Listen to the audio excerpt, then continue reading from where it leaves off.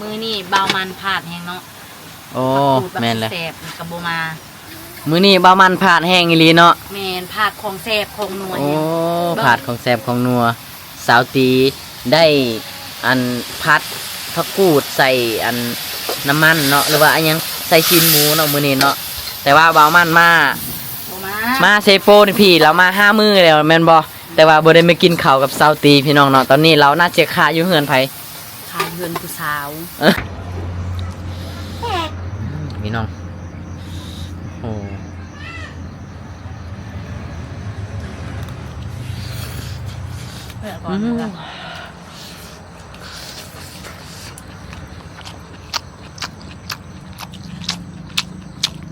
แซ่บแซ่บ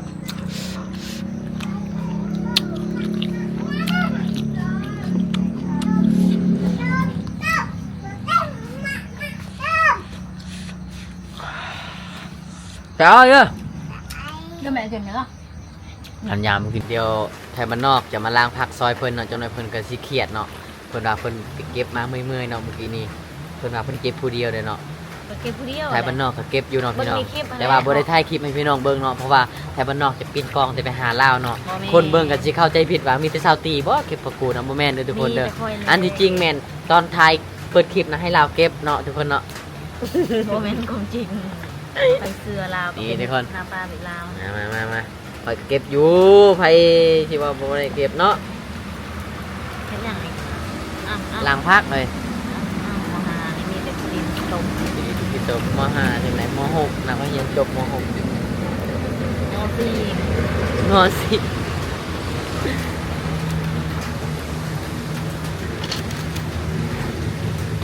ิครัวที่พี่น้องกินเนาะมื้อนี้โอ้ยฝนนี่พี่น้องเลยเนาะเอาน้ำมาให้ไหนสั่งไปเอาน้ำนี่เมื่อคืนนี่ก็ฝนตกพี่น้องเลยเนาะตกเบิดคืนเลยตกนี่เนาะบ่เศร้าจนฮอดตอนนี้ก็ประมาณ 1-2 โมงแล้วเนาะหรือว่าบ่ายโมงแล้วก็ยังบ่ทันเศร้าเนาะฝนนี่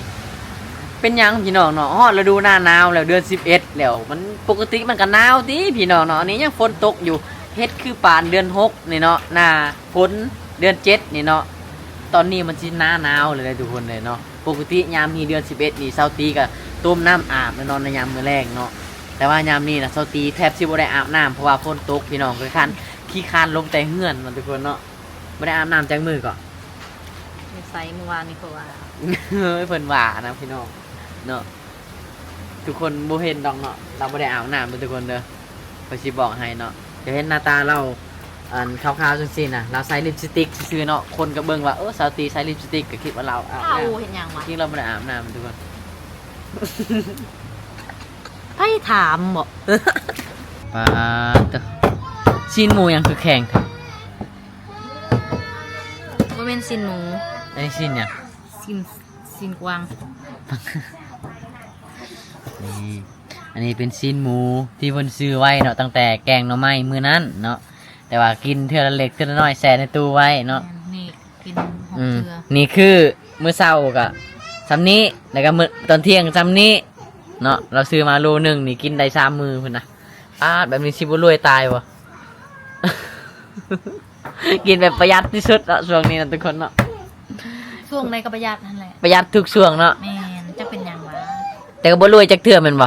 บ่รวยใครอยากสนับสนุนสตรีก็สนับสนุนได้เนาะใครที่สนับสนุน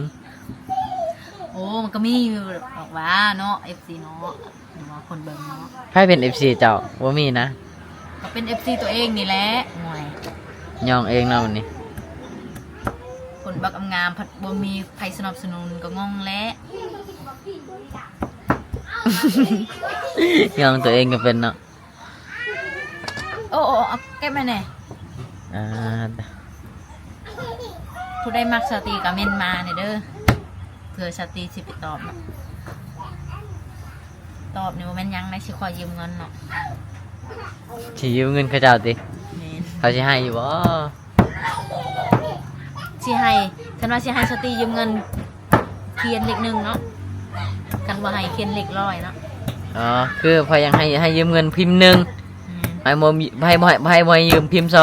แม่นไผมักน้องพิมพ์3แม่นแล้ว ถ้าอยากให้สาวตีบ่เห็นจากมุมมองนี่กะพิมพ์6เนาะให้อยู่จุดๆนี่นะ แล้วก็บ่ให้ได้ยินเสียงผู้ชายที่จับกล้องนำเนาะ พิมพ์7 พิมพ์8นี่สาวตี ทีลังกาไปพุ่นเลยเนาะ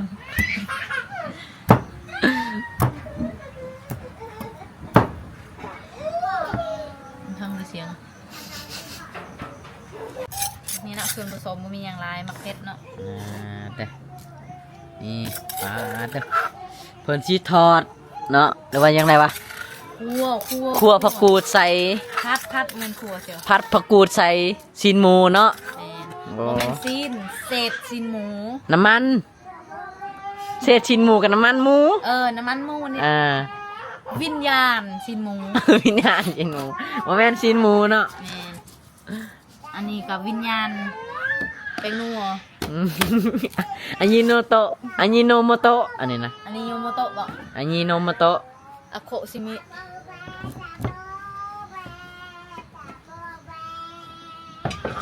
ไปทุกคนเดี๋ยวเสียมาลงผัดกันเลยเนาะผัดผักบุ้งกูแมนผักบุ้ง ผักกูด ผักกูด โอ้ยลืมซื้อละภาษาอังกฤษเอิ้นว่าผักกูส yes จะเว้าได้ดอกฟังเสียง yes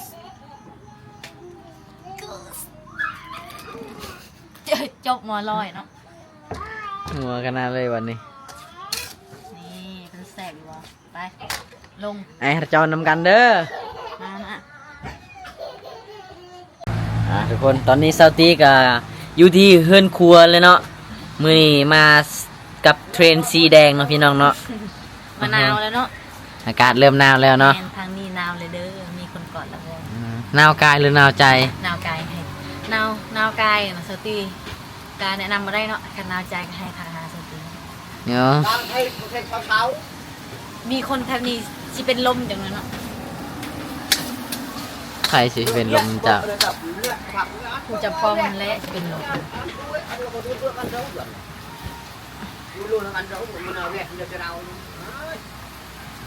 อันนี้กับปู ใช่ปะอะโปก็คือ บู ซาลาว เบิ่งมันขี้เล็ก ขี้เล็ก นี่ อะโปแปลว่าภาษาบรูเอิ้นว่าขี้เล็กภาษาบรูเอิ้นว่าอะโปเนาะอะโปขี้เล็ก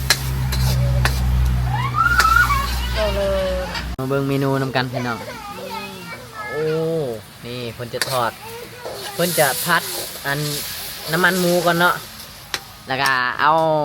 ผักกูดเทใส่เนาะทุกคน นี่คุณคำพูดได้อยากหน้าไม้กะเข้ามาไกลแล้วเนาะโอ้ เรียบร้อยทุกคนใครอยากนาไม้เขาใกล้ๆเดินเหรอวะ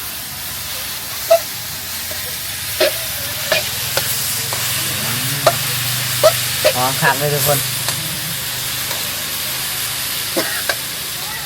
ง่ายๆเลยเนาะของกินสติคักลีเนาะเพิ่นไอใส่เลยเนาะ สกปรกให้6โอ้แม่นความอร่อยให้6สกปรกให้10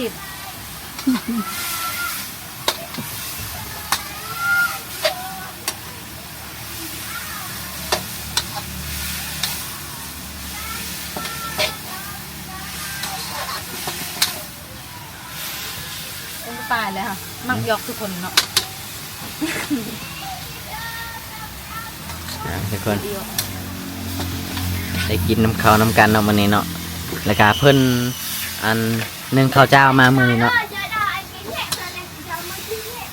ข้าวเจ้ากับผัดผักกูดนี่โอ้ แล้ว เข้ากันขนาด คือเมนูเด็ดนี่เนาะเพราะว่าเขาเด็ดคู่มือเลย อืม กระเด็ดแล้วกีนี่กระเด็ดพัก อ๋อเมื่อกี้นี่ก็เด็ดพัก เด็ดมักเด็ดพักเด็ดมักเพชรเนาะเด็ดผักกูดเนาะอ๋อ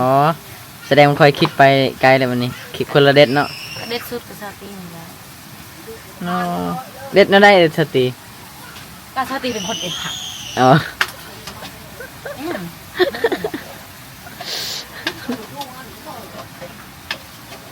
งอนี่คิดลึกเนาะมันจับกองเลย ใช่ใบขี้เล็กนะแกงขี้เล็กนะชุกเลยติ นี่เลย โอ้มืออื่นจะได้กินขี้เล็กติบันนี้เนาะใส่มาสู้เบิ่งโอ้มืออื่นจะได้ออมขี้เล็กชูพี่น้องกินเลยบัดนี้พี่น้องเลยเนาะ ออมคิดเลขมือเนาะเดี๋ยวจะซื้อนางเค็มมาก่อนซื้อนางเค็มมาเลยจังหน่อยเนาะไปบันดงจังหน่อยก่อนจะน้อยละเอ็กซ์สิออกตลาดคนเดียวเนาะแล้วก็ไปซื้อนางเค็มซื้อหยังมาเลยมื้ออื่นเฮาก็สิได้กินออมขี้เล็กเนาะพี่น้องเนาะแซ่บๆสู้พี่น้องกินเลยเนาะเพื่อนครัวก็มืดเบิ่งไฟพี่น้องเนาะอันนี้ของอัน iPad เอาให้เนาะ ตั้งแต่ปีกายนี่นะ ตั้งแต่ปีกายนี่เนาะแต่ก็ยังทนได้อยู่เนาะตัวนี้มันก็ซ้ำแห้งซ้ำไฟมันแล่เนาะเพราะว่ามันน้อยๆเนาะแผนโซลาร์เซลล์ ทนมาได้ก็ต้องทนเลยเนาะอยู่แถวชนบท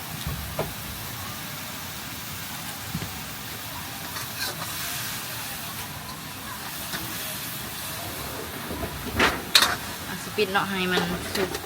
จังหน่อยนะคะสิเปิดนะประมาณ2 นาที 2 นาทีพุ่นนะตั้งแต่จับกองมานี่ก็3 นาทีแหละ 1 นาทีจ้ะอันนี้ก็ลูกสาววันเล็กเนาะกลัวอะไรเนาะ สบายดีทุยาสบายดีทุกคนเด้อ อย่าขอเงินซื้อขนมเนี่ย ทุนนทุนแน่ ขอยืมเงินแน่ เธอยืนทุนแน่ พายใจดี แผลเจดี ให้ยืมแน่ ยืนแน่ จาก100 ล้าน จะไล่ด้าน 100 ล้านกีบ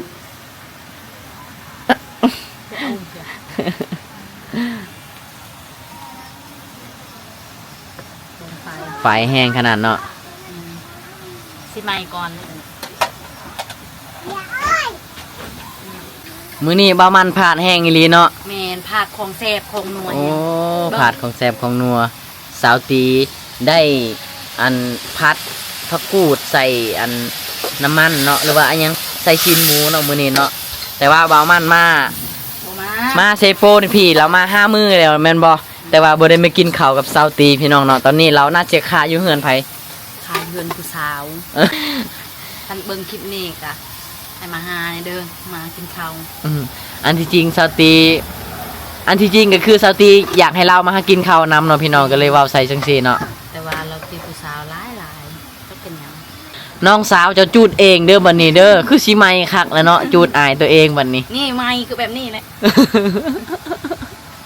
น้องสาวจะจูดเองเด้อนี่เด้อ เอากับปกติเนาะเรายูทูบเบอร์ที่เป็นเรายูทูบเราซองเราก็คือซองแนวเฮ็ดคลิปผู้สาวกินข้าวเด้เราก็เลยไปหาผู้สาวก็เป็นปกติแหละไปถ่ายคลิปผู้สาวกินข้าวแม่นแต่ว่า แต่บ่ฮู้ว่าเรากินข้าวอยู่เฮือนผู้สาวใดนะมากินข้าวน้ำน้องจังเด้อน้องเจ้าเครียดเลยเราก็เว้าจังซั่นเว้าเจ้าจังซั่นจังซี่เนาะอันที่จริงก็บ่ฮู้เนาะอันที่จริงเราก็ไปเฮ็ดคลิปน้ำผู้สาวเนาะทุกคนไปเฮ็ดคลิปกับข้าวกับน้ำนี่แหละเนาะสองประมาณคือทุกคนก็คือสิฮู้เนาะสองมันคนเดินทางเราเฮ็ดคลิปเกี่ยวกับผู้สาวอย่างเดียวเลยเนาะบ่ได้มีชนบทบ่ได้มีวิธีเนาะทุกคนเนาะกินข้าวกับผู้สาวหมดมื้อเลยทุกคนเนาะ มื้อนี้เราบ่ได้มากินข้าวกับสาวตีน้องสาวเล่าก็เลยจูดลาวให้ไหมเลยเนาะวันนี้เผาคักๆเลย เบิ่งคลิปนี้ก็พามากินข้าวเด้อ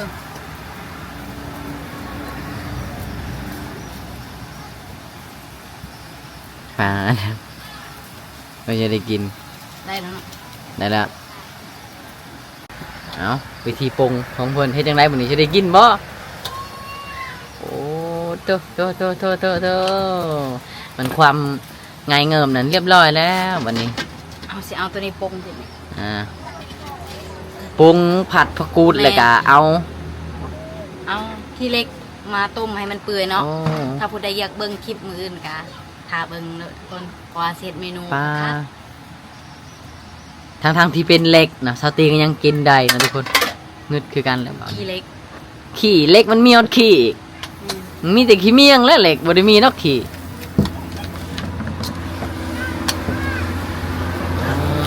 ทุกคนหักเลยทุกคนเลย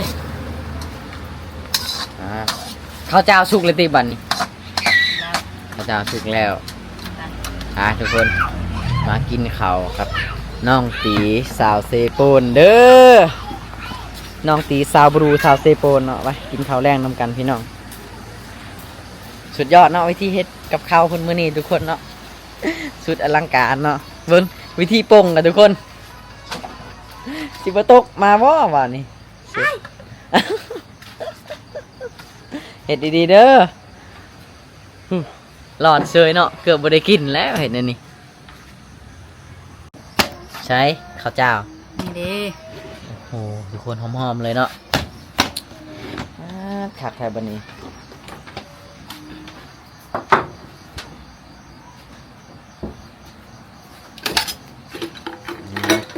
เป็นกระจัดแตงของกินของอย่างเลยมันง่ายๆเรื่องวันนี้บุมีอย่างเนาะมีแต่พัดผักกูดอย่างเดียวเลยทุกคน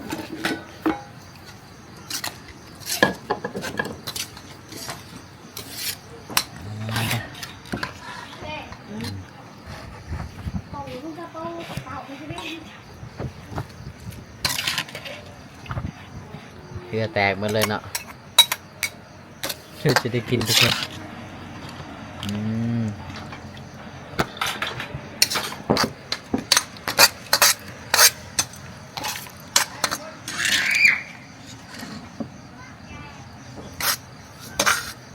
นี่เอาน้ำมันก็เนาะ ปลาเด้อพี่โอเคทุกคนนี่มาแล้วโอ้โห เหลือตัวเองแหละ ฮะก็เก็บมันก็กระดับ ได้เลย จะได้เด้อ เด้อจะเราเด้อ จะโดยเด้อจะโดยกินข้าวเด้อพี่น้องมาจะโดยกินข้าวน้ำกันเด้อโอเคทุกคนมาแล้วสบายดีเอ้า ไอ้ทาเพื่อน อีป้ายเก็บมาหยาหน้าเรียนไป หัวชาเลยดังกัน น้ำตาล ชาเชือกมากินข้าวจะโดยพี่น้องเนาะจะโดยกับบัตรโจรเนาะ จะเอา ภาษาลาวกับกินข้าวกับผัดผักกูดเนาะ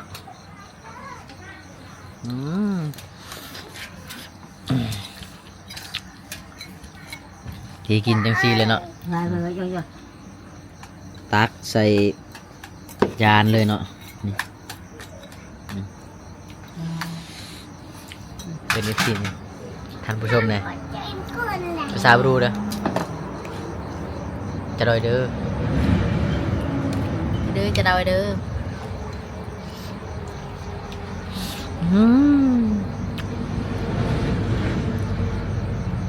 ฮ้อนเนาะ เข้าก็ฮ้อน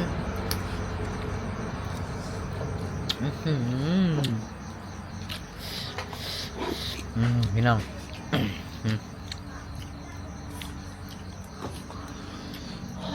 หอมพี่น้องเอ้ย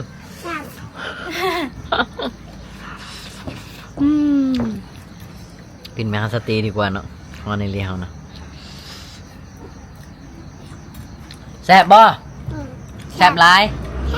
แซ่บหลายบ่ แถบ กินข้าวน เดี๋ยวอันเพื่อเว้ยแต่เราเพื่อจัดเอาเว้ย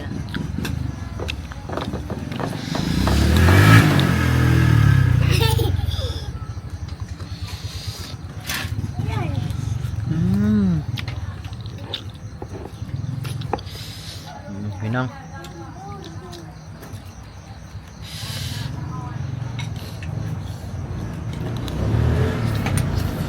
โอ้ยก็